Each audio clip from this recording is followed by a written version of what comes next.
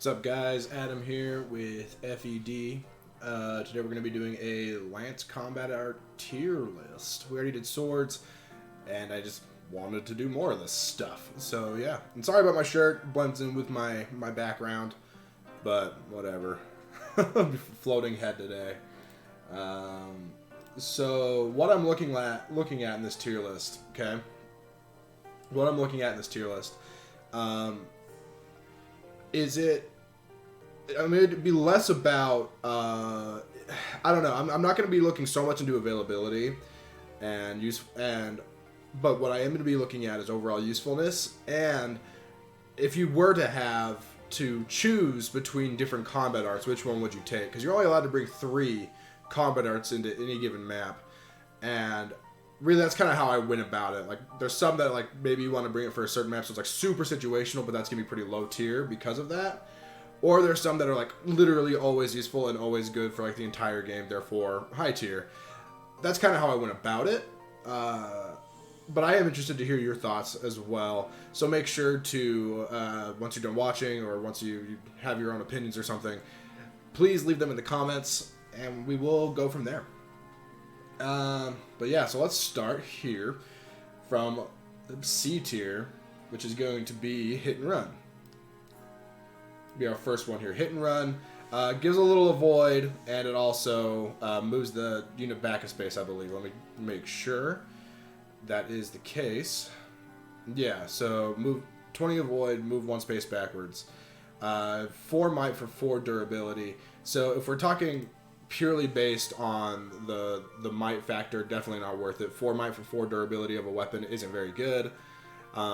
And the plus 20 evade really doesn't make up for it, in my opinion. I don't think it's very good. I honestly think this is one of the worst, if not the worst, Lance combat art in the game.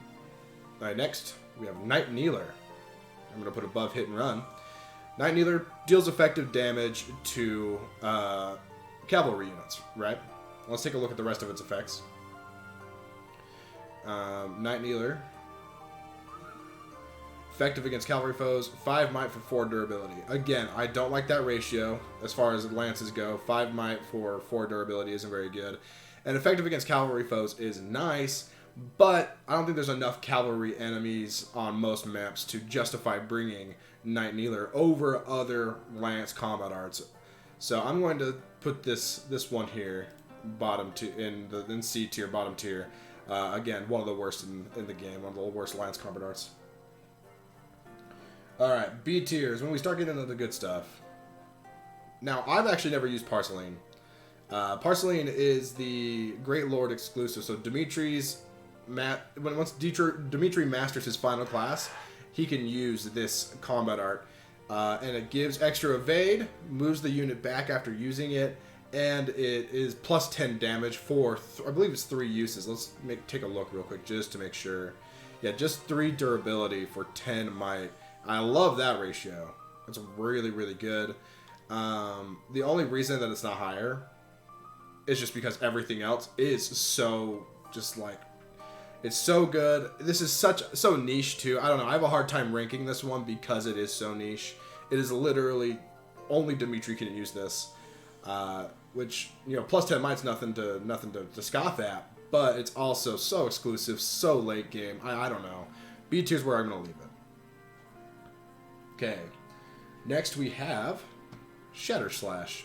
Say that 10 times fast. Shatter Slash.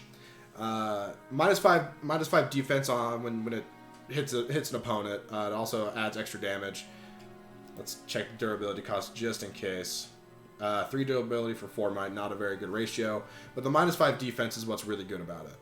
That's going to be really good when you're fighting like a monster with 4 or 5 health bars or something. Not 5. I don't think there are any with 5. Does Rhea have 5? I don't know.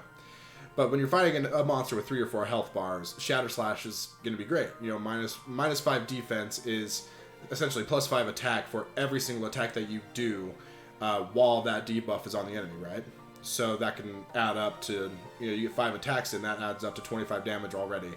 And you'll probably get more in, especially on monsters, because they're so easy to hit with how many different spaces you can hit from.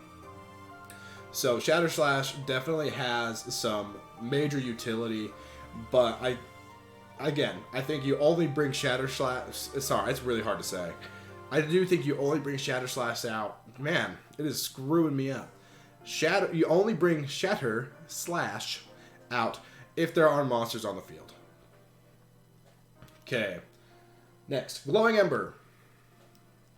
I like Glowing Ember. It's not very available. I believe it's like only on Dimitri and Gilbert or something like that. Let me just to be sure. Let me do a Control F search real quick. So it's on Dimitri, Gilbert, and Yuritsa.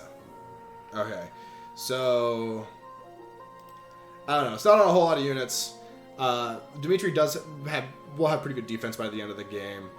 So let me explain. Glowing Ember does more damage based on your defense stat. And on top of that, let's check out the actual stats of it. 2 might for 4 durability, but that's not really what I'm looking at here, because what's more interesting is the might increase based on user's defense. So I think Glowing Ember it's like just below, along with the next one, it's like just below A tier. Like, I struggled with it. I almost put it into A tier, along with the next combat art as well, because I really like the damage modifier skills, the ones that are modified based on a particular stat, I don't want to give away the stuff like Lance Jab and Frozen Lance and all those, where you deal extra damage based on like your magic or your speed or your defense or Finesse Blade, which is dexterity, stuff like that. It can be really good. It can just deal a massive amount of damage especially end game. It's a great end game skill. Glowing Ember is just really, the availability is kind of trash. It's on Dimitri, which is probably he's most useful. Gilbert isn't very good, in my opinion, and I don't know if you'll be training him in Lances too much unless you want to get him to like a Wyvern Lord for some reason. But it's like, I don't know, not really worth it in my opinion. And then Yuritsa is, he's Crimson Flower exclusive, but that's okay. I'm not going to hold that against it. So, I don't know. I think overall it's pretty good, but I think there's other skills that would take a spot over it. Okay, next we have Lance Jab. So, Lance Jab adds might based on the user's speed. And I like that more than Glowing Ember, especially with the units it's on. Let me double check to make sure I don't get this wrong, but I'm pretty sure it's on Leone. Oop. Yeah, it's on Leone, Cyril, and Shamir. So Shamir's less useful because she's probably just going to be sticking to bows the entire game. Cyril, I like Cyril because he has Vengeance as well to go into Lances. But Leone definitely makes the best use of it because of how fast she is. But I think similar to Glowing Ember, it just doesn't... I don't know what it is. I don't think Lance Jab just isn't that great for what it does. It only has 3 but it's also 5 durability cost, which is ridiculous. I don't know, 5 is just a lot. That's as much as like Tempest Lance, which is also really good, but also does like 8 might, 8 extra damage guaranteed, then Lance Jab. I know like late game your speed can be so high that could be really good. I don't know. I have a hard time ranking a lot of these skills that are based on units' other stats, because they're so situational. Because, like, honestly, Cyril, I probably wouldn't put it on Cyril, but yeah, I probably would put it on Leone. Shamir, probably never going to learn it, because I'm not going to get her to 8 Lances, ever. Like, I don't know. It's hard for me to say, but I'm just going to put it into B tier, because I think it is useful, but I don't think it is the best. Okay, next we have Frozen Lance. Frozen Lance does magic-based damage, number 1. It also increases the user's might based on... I just don't want to get this wrong. Based on dexterity. So why is Frozen Lance A tier, but the other 2 that we already talked about are deal damage based on your other stats, B tier? And that is because of one simple thing. It hits on magic. The fact that it hits on magic, or resilience I should say, just automatically moves it up a tier for me. Hitting on the generally lower defensive stat is just crazy. Especially if you have someone, say, like Lorenz has Frozen Lance, have him as a Dark Knight or something. His magic is going to be pretty decent at that point because he's dealing magical damage using his magic stat, and he'll be able just to hit like a truck with it. Especially if you get him to a point where you can use like a Silver Lance Plus or something, or heck, if you're crazy, you can give him like, I don't know, it's probably not the best use of it, but give him like the Lance of Ruin or something, and just let him dunk on fools through their magic stat. It could really just destroy people and will always be useful on the right character. Right, next we got Vengeance. Vengeance, I toyed with S tier. I toyed with putting it in S tier, but I don't know. I don't think I can, personally. So, if any of you listen to the podcasty type discussion I had with Rangor in 1997 on the channel last week, you'll know that he loves Vengeance, and he really turned me on to it, really. So Vengeance, for every point of damage you've taken, or essentially the equation would go like max HP minus current HP equals might added to your attack, right? So and it's really easy to take damage in 3 houses with guard adjutants. I get down to 1 HP with guard adjutants, or even take damage with like that's the only way actually that I can think of. I was gonna say other stuff like using relic weapons who don't have a crest, but the one I'm thinking of right now is Bernadetta, and she does have a crest. I guess Cyril also has Vengeance, so that's a thing. But Vengeance just has big utility. It's a C+ combat art on Bernadetta, and I believe Cyril as well. So you get it relatively quickly, and you can just dunk on enemies. You get to 40 HP, take use a guard adjutant, get down to 1 HP. That's just plus 39 might on an attack. That's like one-shot that'll get characters to one-shot territory for even like scary enemies like the Death Knight and whatever. Like Vengeance just can add so much might. Again, I toyed with S tier for it, but I just couldn't quite get myself to do it. Alright. Next, we have Monster Piercer. Monster Piercer, again, toyed with it being an S tier, but I decided ultimately to put it into A tier.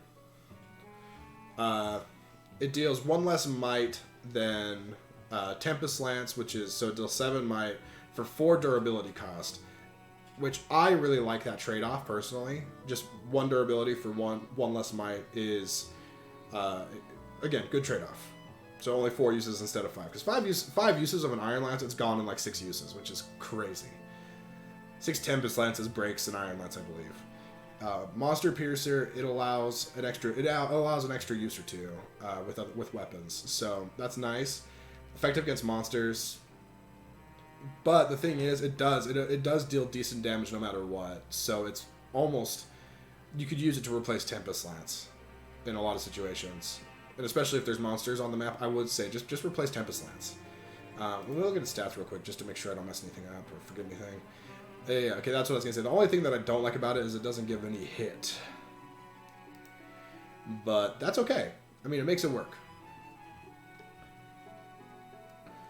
Alright, now we have now we're to S tier, which is going to be actually our biggest tier, funny enough. But that's because of one weird thing with this tier list that I wasn't really sure how to go about it, but I decided ultimately these should just go into S tier. Because I am saying, like, what's the value of this combat art to take a spot of one of the 3 combat art spots over the other ones, right?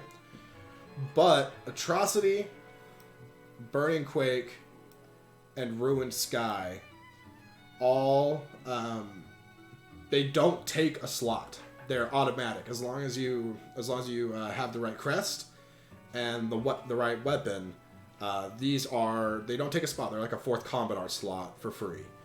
So I couldn't get myself to put them anywhere but S tier just because they are essentially free.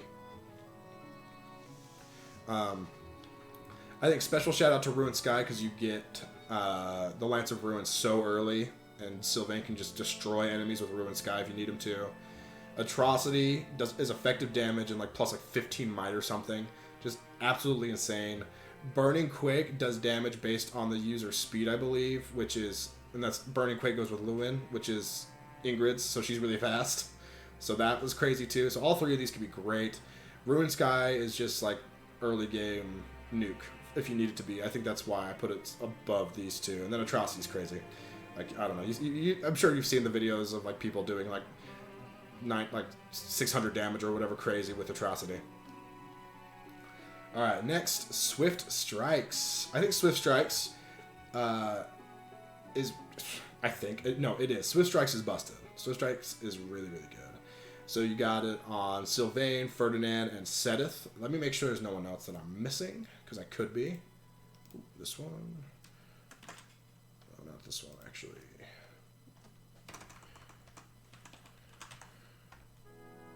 Yeah, I'm right. Okay, it's just Ferdinand, Sylvain, and Sedith. Okay, just want to make sure. Didn't want to lie to you guys. It's a brave combat art. Like Hunter's Volley or Point Blank Volley. You attack twice, and you just destroy enemies. Like, it's so good. Again, talking about what Rangor, the tips he gave for a maddening playthrough, he said focus on things that don't require stats. And Swift Strikes was something he brought up. Being able to double attack with a little extra might is something that just totally ignores the speed stat and allows you just to deal a significant amount of damage on player phase. So, Swift Strikes, definitely S tier. If you have it, you should always bring it. And then Tempest Lance. Tempest Lance, I had to put it into S tier, had to put it at the top, just because it is the easiest Lance combat art to learn. The early game, it is going to be your biggest source of damage. And it's just so good. Tempest Lance is so good. On Maddening, it's like plus 8 might for 5 durability is a great trade-off in my mind. Also, plus 10 hit is great for your reliability and hitting in the early game. And again, the first couple maps, Tempest Lance is going to be crucial for you finishing off enemies. A lot of times I find myself, getting a few units to learn. Like, you start off with a unit or two that knows Curve Shot in every house. I like to get at least one more or two more, and then I have some people using Tempest Lance, and you're able to chip people with Curve Shot without taking any retaliation, and then Tempest Lance to kill. It's a good combination. You don't have to do that, but Tempest Lance is just really good throughout the entire game. Always worth a spot, in my opinion. I could see maybe a couple instances here or there where you would want to replace it with like Monster Piercer or something in terms of Lance combat arts, but overall, big damage for one attack and 5 durability is pretty good. I really like it. I like the availability and I like the damage. It's almost necessary for early game. It's so good. But that's just my opinion. That is my Lance combat art tier list. I'm curious what you guys have to say about all this. So let me know in the comments what you would change. And now, I don't know, hit me with some good reasons. Don't just tell me trade this with this or move this, or this one's too high, this one's too low. I want to hear like, oh, well, I think Lance Jab is an A because it deals just as much damage as this when you have this much speed or whatever. So I'd be interested to hear that. And yeah, like and subscribe, all that good stuff, and I'll catch you next time, friends.